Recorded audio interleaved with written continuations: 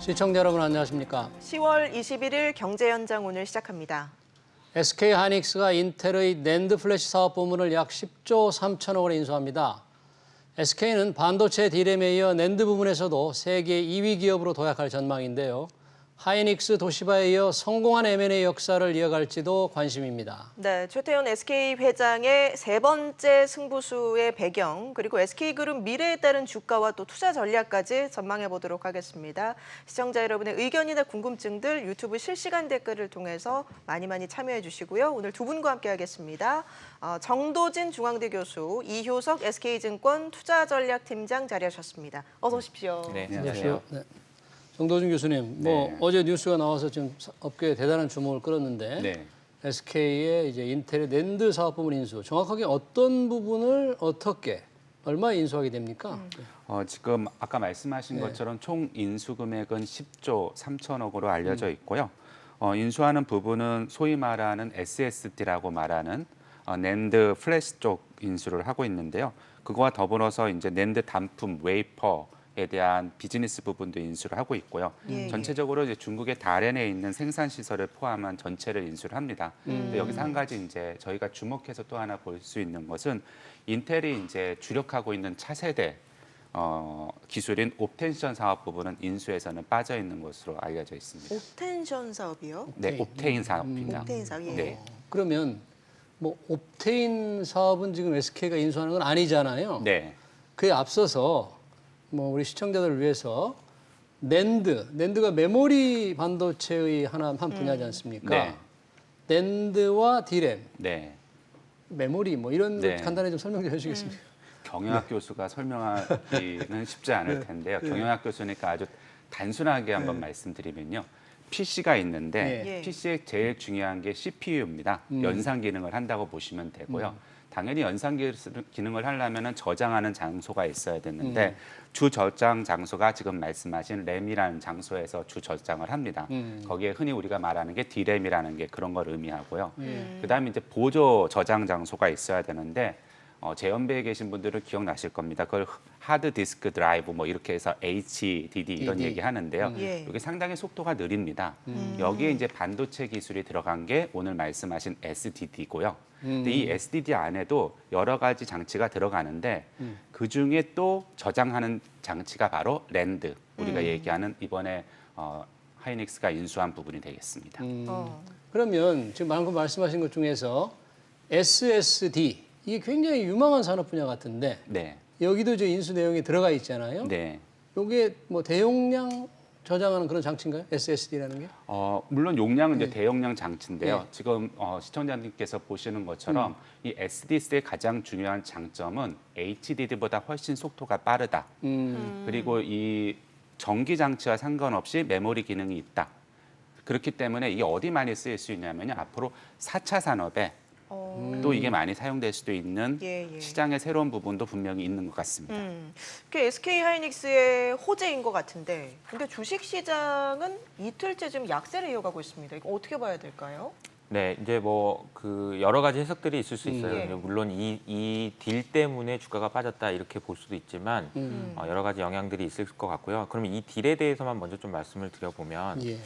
우선은 낸드 시장 자체에 대해서 부정적으로 보시는 분들이 좀 있는 것 같습니다. 랜드 시장 미래 그 전반의 업황에 대해서 물론 중장기적으로는 시장이 커진다라는 것은 맞지만 이제 이 시장에서 돈을 벌 수 있느냐에 대한 고민들이 조금 있는 거죠. 그러니까 워낙 예. 플레이어들도 많고 워낙 그 변동성도 크고 하다 보니까 그런 우려들이 좀 있는 것 같고요. 또 하나는 이게 너무 비싼 거 아니냐. 10조나 들여서 살 10조 만큼에 3천억. 있느냐. 근데 이제 그 부분에 대해서는 조금 저는 좀 반대 의견이 있는 게 예. 만약에 그게 비쌌다면 인텔 주가가 좀 올랐어야 될 텐데 어제 이제 미국 시장에서 인텔 주가도 좀 빠졌거든요. 그러니까 그걸 그래요? 보면은 비싸게 팔아먹은 것 같지는 않다 이런 거고요.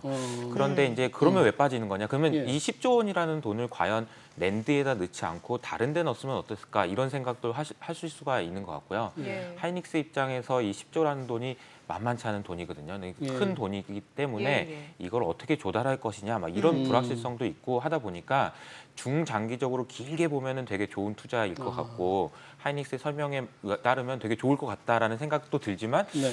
투자자 입장에서 보기에는 어떤 분들은 이게 불안하다 뭐 이렇게 생각하시는 분들도 있는 것 같습니다. 지금 하이닉스가 한 해 올해 예상되는 이익이 영업이익이 뭐 한 5조 전후로 예상이 됩니까? 네. 어떻습니까? 근데 이제 보통은 이제 현금 흐름 그러니까 예. 에비타라고 해가지고 영업이익 말고 이제 실제로 돈이 얼마나 들어오는지 이걸 따져봐야 되는데 그거는 10조 이상이 되기 때문에 뭐 그렇게 굉장히 너무 크게 무리가 된다 이런 수준은 아니에요. 그렇지만 그래도 큰 규모의 딜이기 때문에 좀 불확실하게 보시는 분들도 있는 것 같다 이렇게 정리해서 말씀드리는 게 맞는 것 같습니다. 자, 낸드 부분이 조금 업황을 안 좋게 보는 분도 있다 그러는데 사실 SK 하이닉스도 낸드 사업에서는 계속 적자를 내고 있었죠. 그러니까 이제 네. 이렇게 보시면 좋을 것 같아요. 가격을 올리려면 만드는 사람이 없으면 가격을 올릴 수가 있어요. 그러니까 즉 말하자면 낸드 시장에서의 플레이어가 몇 명인지가 중요하다는 거죠. 예, 예. 디램 시장에 비해서 낸드 시장의 그러니까 변동성이 큰 이유는 플레이어들이 많기 때문이라는 거고. 경쟁이 치열하다는 맞습니다. 건가요? 그러다 예. 보니까 경쟁이 치열할 수 있다는 거예요. 시장이 커지는 건 다 좋은데 너무 드는 사람들이 많으면 이제 가격이 이제 뭐 한 번에 투자가 몰렸을 때는 가격이 빠졌다가 투자가 또 없다가 뭐 수요가 너무 증가하면 또 가격이 오르고 이런 상황이 되다 보니까 안 좋게 보시는 분들도 있는데 근데 거꾸로 생각해 보면 어쨌든 하이닉스가 이런 투자를 해가지고 플레이어가 한 명 줄었고 예. 의미 있게 줄어든다면 이건 또 긍정적으로 볼 수도 있는 거거든요. 그래서 장기적으로 보면 긍정적인 딜은 분명히 맞다. 그러나 이제 단기적으로는 투자자들에 따라서 사람에 따라서 다른 생각을 하시는 분들도 있는 것 같다. 이렇게 보시면 될 것 네. 같아요.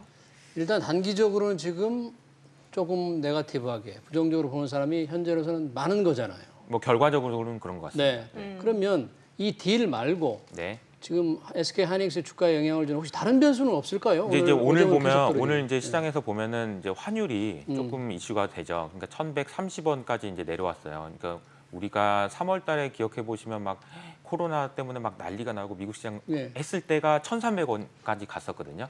지금 그러면 상당히 많이 빠진 거고 이게 왜 빠진 거냐 보면은 같이 지금 강세가 되고 있는 통화 중에 하나가 위안화입니다. 예. 위안화 강세는 뭐 여러 가지 중국 경제가 상대적으로 좋고 회복이 제일 빠르다 이런 것도 있지만 직관적으로 생각해봐도 알 수 있는 게 중국 사람들이 해외여행을 못 가잖아요. 그러니까 이제 달러를 바꾸는 사람들이 없는 거예요. 실제로 달러 지금 수요가 여행 없다? 수지가 굉장히 크거든요. 네. 중국 내에서도 그런 부분들까지 감안하면은 위안화가 지금까지 계속 강세를 보였던 원인도 해석이 가능한 거죠. 네. 그런데 이제 원화가 강세가 되면 그러니까 위안화를 따라서 원화도 강세가 되면 수출 기업 입장에서는 조금 안 좋은 거 아니냐 이런 얘기들이 나올 수 있습니다. 그러니까 경제가 좋아진다라는 측면에서 신국 통화가 좋아지고 강세가 된다라는 측면으로 보면은 주가에도 긍정적이고 할 텐데 경제가 그렇게까지 좋은 것 같지는 네. 않은데 예. 원화가 강세가 된다라는 거는 수출하는 입장에서는 조금 안 좋을 수 있다 이렇게 보실 수도 있는 거죠. 그런 얘기였군요. 네. 삼성전자가 오늘 뭐 좀 오르다가 약간 약세로 기운 것도 그럼 환율의 영향이 좀 있었을까요? 환율 영향도 좀 있을 수 있고 아직 이제 여전히 대선 2주 앞으로 남은 상황에서 전반적으로 거래량이 많지는 않아요. 이제 그러니까 대선이 걱정돼서 파실 분은 미리 파신 것 같고 그렇다고 이제 막 지금 대선 전에 막 불확실한 상황에서 무리하게 막 주식을 사려고 하는 사람도 별로 없는 상황인 것 같고요. 약간 소강 상태다 이렇게 보시는 게 맞는 것 같습니다. 네, 이번 인수의 배경과 효과 조금 더 자세히 짚어보도록 하겠습니다. 일단 첫 번째 눈에 띄는 부분은 시장 점유율 같아요. 지금 세계 낸드 시장에서 1위가 삼성전자, SK 하이닉스는 5위였던가요? 맞습니다. 단숨에 5위입니다. 2위로 뛰어오르게 된다면서요? 네, 그래서 이제 SK 하이닉스가 지금 말씀하신 것처럼 낸드 시장에서는 삼성전자 다음 규모가 되는데요.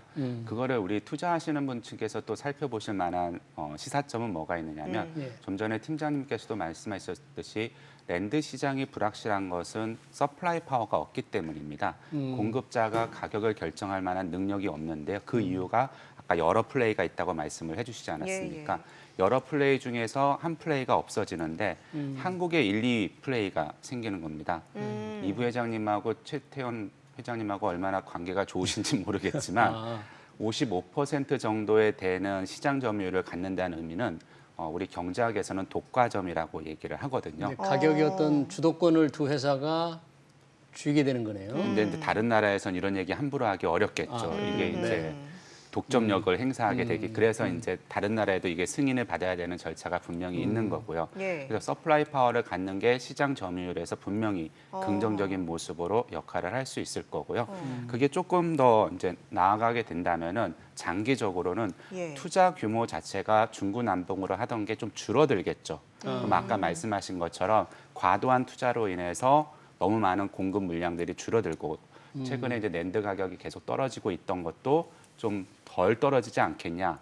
그래서 이번에 하이닉스는 기대하기를 적자인 아까 임현님께서 말씀하신 적자인 상황이 조만간 빨리 흑자로 돌아가지 않겠냐고 네. 말하는 그 얘기에 네. 뒷배경이 그런 게 있는 것 같습니다. 지금 D램 시장에서도 삼성과 SK하이닉스가 나란히 지금 1, 2위를 차지하고 있죠. 맞습니다. 이게 흥미로운 게 인텔이 작년 기억나실지 모르겠는데 동대문에 있는 한 호텔에 오셔서 그 수석 부회장이 이제 인텔의 수석 부원장이 와갖고 자기네들이 아까 말씀하신 새로운 기술을 갖고 이제 랜드 시장에 들어가서 삼성과 저희는 그때 그런 얘기를 했죠. 인텔이 삼성과 하이닉스한테 메모리 시장에 대해서도 비모리 업체가 공격을 선언했다. 근데 지금 얼마 안 돼서 이번에 이제 철수를 한 걸 보면요. 뭐 한국인 입장에서는 우리나라 기업들이 미국 기업에 대해서 오히려 경쟁력을 갖고 자리매김한 긍정적인 느낌도 들은 게 분명히 있습니다. 예, 예. 그러면 인텔은 왜 이 낸드를 SK 하이닉스에 팔 수밖에 없었을까요? 크게 인텔에 판 이유는 세 가지 정도 생각해 볼 수 있는데요. 예. 첫 번째는 이제 인텔 같은 경우에 가장 중요한 이유는 역시 대통령 이슈 아닌가 생각합니다. 미중 무역 정쟁에 있어서 미중 무역 화해의 정쟁. 이제 물건을 파는 이슈나 예. 근데 지금 아까 말씀드린 공장이 중국에 있지 않습니까? 다른에. 예. 그래서 인텔 입장에서는 미국 시장에서 생산하는 거에 좀 더 집중하겠다는 의지가 더 강한 것 같고요. 이 부분은 저희도 조심하셔야 되는 건 지정학적 리스크는 SK 하이닉스도 여전히 가질 수 있다는 그러게요. 거죠. 예. 예. 두 번째는 인텔이 이제 비메모리 업체 중에서 그래도 우리 정세에는 1위지 않았습니까? 과거 네. 우리 정세는 2위였는데 지금은 상당히 추격을 당하거나 추격을 당한 상황도 있습니다. 그래서 비메모리 부분에 좀 더 집중할 필요가 있기 때문에 메모리 부분에 의외로 빨리 철수를 한 것 같고요. 세 번째는 그러다 보니까 이제 5G나 이런 쪽에 나름대로 자금이 필요한 것 같습니다. 그래서 자금 확보 측면에서도 이번 11조에 육박하는 금액은 인텔한테는 분명히 긍정적인 요소가 될 텐데요. 의외로 시장에서는 아까 팀장님도 말씀하신 것처럼 이 부분에 대해서 크게 뭐 반응이 아직은 나오지 있는 것 같지는 않습니다. 예, 예. 그러니까요. 인텔의 이 생산 능력이라든지 낸드 부분에서 부가가치 창출 능력을 보면 SK보다 좀 뛰어나기 때문에 그 뛰어난 회사를 껴안으면 시장에 상당히 환호할 텐데 의외로 시장에서 차갑게 지금 반응을 한단 말이죠. 네. 근데 이제 뭐 잘 되면 예. 그런 거죠. 이게 잘 되면 너무 좋죠. 근데 우리가 계획대로 다 되면 너무 좋은 건데 주가는 사실 그런 부분들을 확인하면서 간다라고 생각을 하시면 좋을 것 같아요. 장기적으로는 이렇게 갈긴 갈 거예요. 제가 생각해도 하이닉스 주가에는 굉장히 긍정적인 딜입니다. 그러나 그게 진짜 되나? 돈은 어떻게 되나? 그리고 실제로 그 말씀하신 대로 중국에 있는데 중국에 있는 것도 미국이 어떻게 하는 거 아니야? 부터 시작해서 여러 가지 불확실성이 있거든요. 예, 예. 그런 것들을 하나하나 극복해내는 것을 보여주면서 주가는 좀 우상향하는 모습을 보여주지 않을까 그런 생각을 하고 있습니다. 혹시 증권회사들은 이 하이닉스가 낸드를 인수하면서 자신들의 입장, 예컨대 하이닉스에 대한 목표 주가를 올리거나 네. 또는 뭐 유지하거나 이런 움직임이 좀 있었습니까, 그제? 그런 건 없었습니까? 아직은 뚜렷하게 보이진 않고 있고요. 대체로 지금 저희가 지금 계속 말씀드린 건 좋은 딜이고 긍정적이다. 그러나 조금 돈이 조금 규모가 너무 큰 거 아니냐부터 시작해서 조금 불확실해서 지켜보자 이런 반응들이 많은 것 같습니다. 네. 자, 하이닉스가 뭐 굉장히 지금 중요한 딜을 하는데 이 낸드 부분에서 보면은 이 하이닉스가 일본의 도시바 가지고 있는 이 낸드 부분, 네, 키옥시아의 지금 지분을 가지고 있잖아요. 그렇죠. 그런데 지분을 가지고 있으면서 또 인텔 걸 인수한다. 그러니까 이게 경제력은 시장 어떻게 봐야 되는지. 그러니까 계속 저희가 지금 이제 강조해서 말씀드리는 거는 시장의 지배력이라는 측면에서 MS 그러니까 점유율을 많이 가져갈수록 가격의 협상력이 늘어나는 거거든요. 내가 야, 나 만들 수 있는 사람 나랑 몇 개 없어. 근데 이 가격에 안 살 거야? 이런 개념인 거거든요. 그러다 보니까 시장에 내가 이제 MS를 키워간다라는 측면 그리고 이제 SK 그룹 같은 경우에는 이미 이제 기존에도 SK 머티리얼즈라든지 아니면은 실트론이라든지 이런 기업들을 OCI나 LG 그룹에서 사온 경험이 있잖아요. 그래서 반도체 시장에서 반도체 점유율 측면에서는 그러니까 그 밸류체인을 쭉 이렇게 확장하는 그런 과정이라고 보시면 될 것 같고요. 이게 이제 인텔에서도 좀 인텔에서 사왔기 때문에 그 기술력도 사온 거고 그리고 이제 그 추가적으로 여러 가지 또 시너지 효과들이 나올 수 있는 것도 있습니다. 그래서 그거는 장기적으로 봤을 때 긍정적인 신호들이 계속 확인될 가능성이 높다 이렇게 보고 있습니다. 지금 정 교수님, 하이닉스가 인텔의 이 낸드 플래시를 인수하면서 소프트웨어 기술이라든지 다른 어떤 함께 기술력을 동시에 지금 확보하는 게 된다면서요? 네, 지금 중국 공장을 인수하면서 거기에 담고 있는 기술까지 같이 갖고 있으니까요. SK에서 발표한 자료를 보면은요, 그 이석희 회장님이 말씀한 자료가 저는 확 와닿는데요. 이런 얘기를 했더라고요. 내부 통신망에다가 디램과 랜드라는 든든한 두 날개를 활짝 펴고 4차 산업의 중심으로 함께 비상해 가자. 이 말씀 자체가 아마도 지금 SK 하이닉스가 지향하는 바인데요. 여기서 중요한 미래의 그 산업혁명이 3D 랜드라는 것도 중요한 역할을 합니다. 근데 이 기술을 갖기 위해서 이제 인텔에 갖고 있는 기술에 접목시키는 역할을 분명히 할 거고요. 결국은 단순히 이제 시장 점유율에서 멈추지는 않고요. 이걸 어떻게 시너지를 얻어서 기술화시키느냐. 그러니까 랜드 시장은 결국은 가격 단가 이슈와 먼저 선점된 기술력이거든요. 하이닉스를 인수했을 때 성공한 가장 큰 배경은 인수하자마자 3조라는 어마어마한 돈을 투자를 해서 기술을 먼저 치고 나간 거고요. 뒤에 쫓아오려고 했던 일본 그 당시에 이제 제조업 반도체 산업들은 주춤을 사이에 그 뒤에 못 쫓아온 게 지금 여기까지 온 배경이 됐기 때문에요. 먼저 하이닉스가 이번에 이렇게 공격적으로 하는 거는 분명히 시장에는 시그널이 있을 겁니다. 근데 다만 왜 주가가 이렇게 되느냐 하면요. 저희 주식시장에서 그런 얘기 하지 않습니까? 소문에 팔고 소문에 사고 뉴스에 판다. 근데 이걸 저희 공부하는 사람들은 어떻게 얘기하냐면요. 굿뉴스는 주가에 빨리 반영이 되고요. 배드뉴스는 주가에 늦게 반영된다고 얘기를 하거든요. SK 하이닉스가 이런 인텔에 대한 영향력은 어쩌면 이석희 사장을 들어왔을 때부터 시장에서는 관심 있게 봤을 거고요. 작년 7월부터는 이미 이석희 사장이 인텔에 오래 근무했던 분이죠. 그리고 작년 7월부터 그 얘기는 나왔기 때문에 그건 굿뉴스건 분명히 그래서 저희는 굿뉴스라고 생각해서 계속 말씀을 드리고 있는 거고 이건 이미 주가에 반영이 된 겁니다. 근데 배드뉴스는 뭐냐면 팀장님이 말씀하신 것처럼 10조를 어떻게 조달할 거냐. 이건 아직 저희가 모르는 상황이지 않습니까? 그러니까 그 모르는 배드뉴스가 이제 시장에 반영이 되고 있는 거로 해석이 되어집니다. 지금 10조라는 돈이 국내 기업들 가운데 인수합병 가장 큰 규모라고 하는데 이 정도 투자 결정을 내리려면 오너의 결단이 필요하지 않을까 싶어요. 네. 분명히 오너의 결단입니다. 왜냐하면 이번 딜을 할 때 SK에서 활동하신 미국에 딜하신 분들을 봤더니 분명히 오너의 결단이 분명히 있었고요.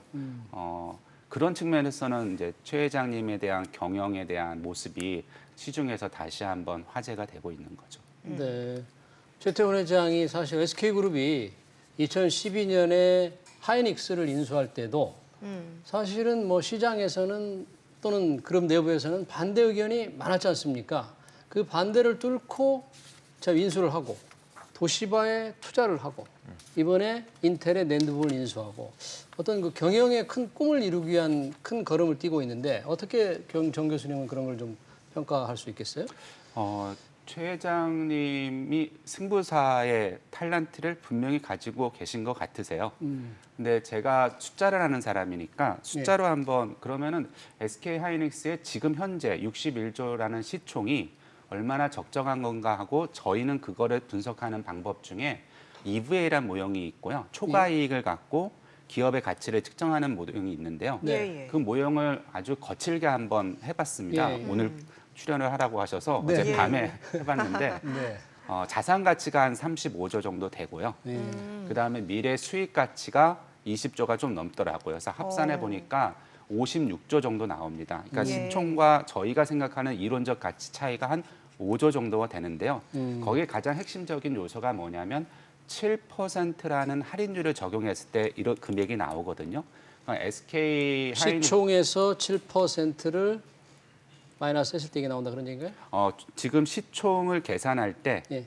그 SK 위험도를 어느 정도 볼 수 있냐면 하이닉스를 보면은 7% 이자율 정도의 위험도다. 위험이 높으면 이자율이 올라가니까요. 예. 근데 실제로 하이닉스가 지금 부채 갖고 오는 거를 역시 대충 이자율을 따져보면요. 그 이자율이 2.5%뭐 이 정도로 저렴한 이자율입니다. 예. 그러면 내가 7%라는 위험을 시장에서 기대하는데 2%로 자금을 끌고 올 수 있으면 합리적인 분들은 당연히 5%의 레버리지 효과를 얻으려고 하겠죠. 그렇죠. 근데 저는 최 회장님의 경영 스타일이 승부사 기질이 있지만 그거를 그냥 감으로만 하는 건 아니라고 생각을 하고 이런 현재 SK 하이닉스의 장점을 충분히 인지를 하고 그 타이밍이 지금이라고 생각을 하셔서 이런 10조라는 의사결정을 오너 차원에서 한 거 아닌가. 그런 기질이 본능적으로 있기 때문에 처음에 하이닉스 인수할 때나 아니면 지금 이 시점이나 또 그 중간 과정에 오는 모든 인수 과정을 보면요. 한 스텝으로 간다는 느낌을 많이 받고 있습니다. 지금 SK 하이닉스 시총을 자산 가치와 수익 가치로 조금 말씀해 주셨는데 그동안의 시총의 큰 변화가 다른 기업에 비해서 SK 하이닉스 좀 적은 편이었죠? 네, 올해는 예. 올해 작년에 이제 시황이 개선될 거라는 기대감 때문에 주가 많이 올랐다가 예. 올해는 코로나 때문에 뭐 또 덜 빠졌고 오른 것도 좀 덜했던 것 같습니다. 다른 주식에 비해서는. 네.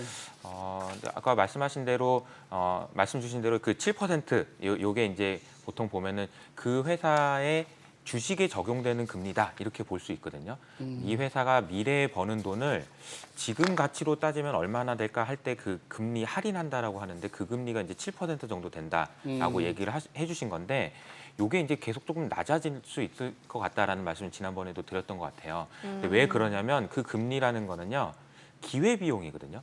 내가 다른 거 할 수 있는데 하이닉스 주식을 샀으니까 나는 이만큼의 기회 비용이 있어라고 할 때의 기회 비용이에요. 그러니까 옆에 있는 애들이 되게 높은 수익률을 낼 수 있는 게 있으면 그게 같이 덩달아 높아지고요.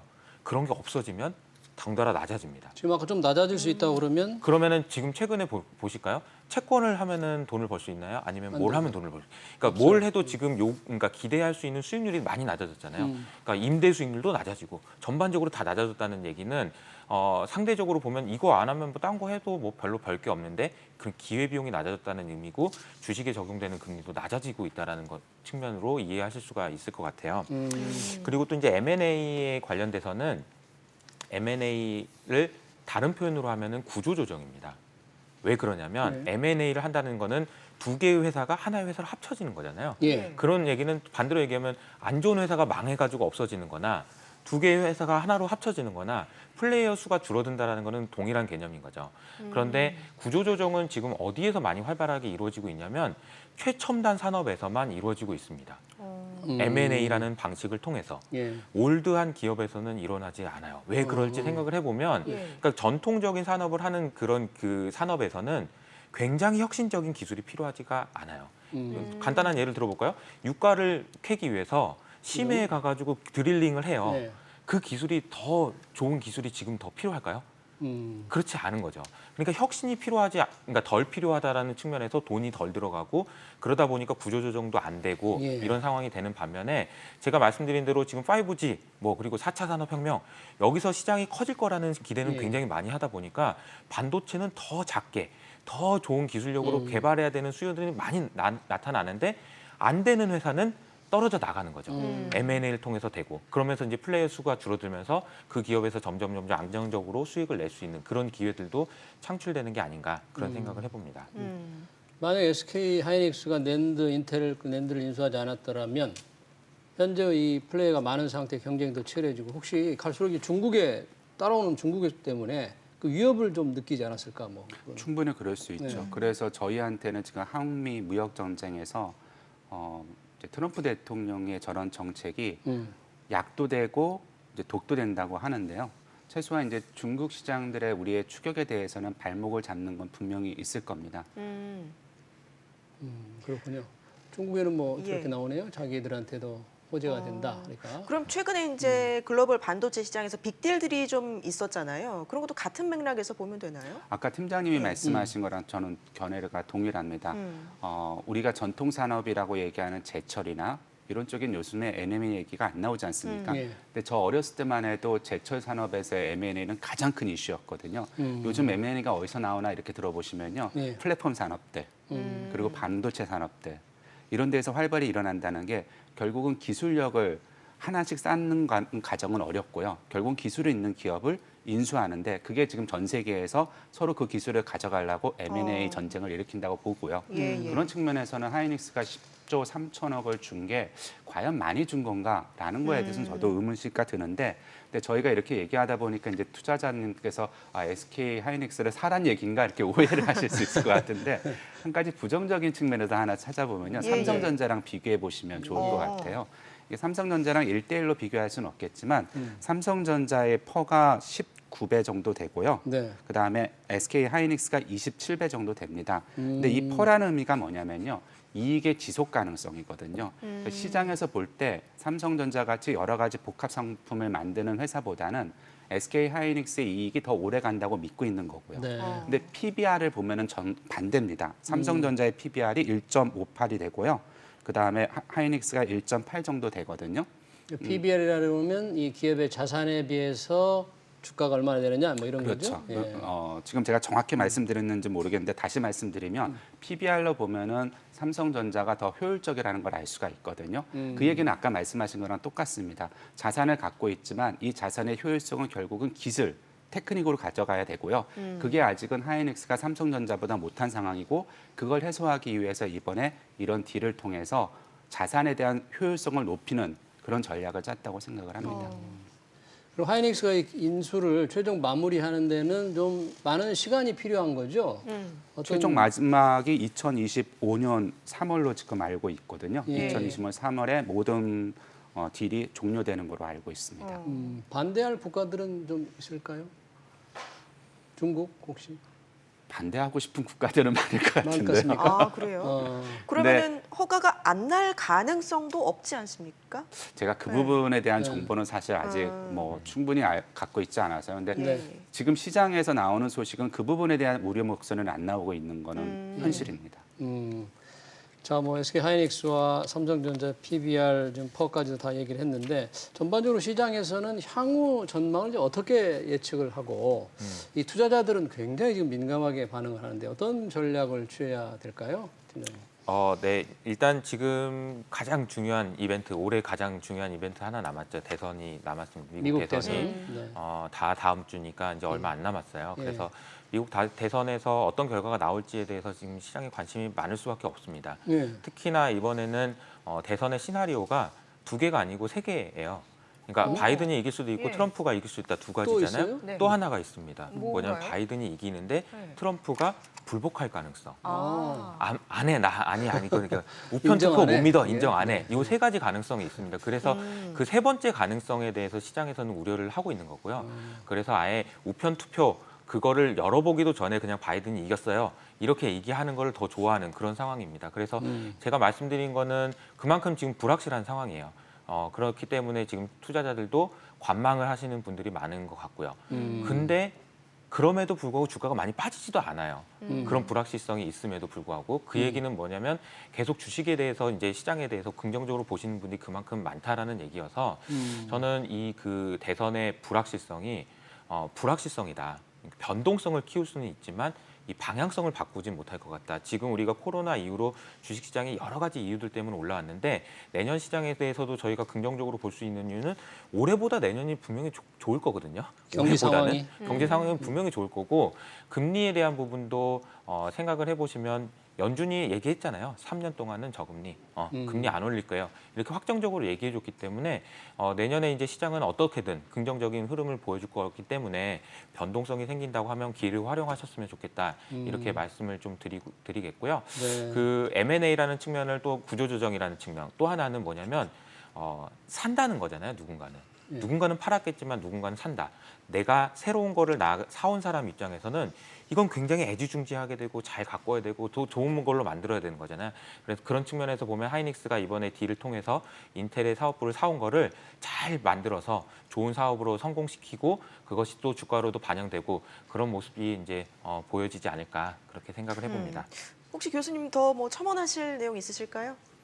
저는 뭐 충분히 다 말씀드린 것 같고요. 예. 근데 리스크에 대해서 말씀 하나 드리면 저희 경영학에서는 그런 얘기합니다. 위험을 회피하는 게 아니라 관리하는 거라고요. 투자자분들께서도 위험을 회피하실 건지 관리하실 건지는 본인들이 의사결정을 하셔서 이번 SK 하이닉스의 인수권에 대해서 본인의 투자 의사결정을 하시는 게 가장 합리적인 판단이 아닐까 생각합니다. 알겠습니다. 오늘 두 분 말씀 여기까지 듣도록 하겠습니다. 지금까지 이효석 SK증권 투자전략팀장, 정도진 중앙대 교수와 함께했습니다. 고맙습니다. 네, 고맙습니다. 고맙습니다.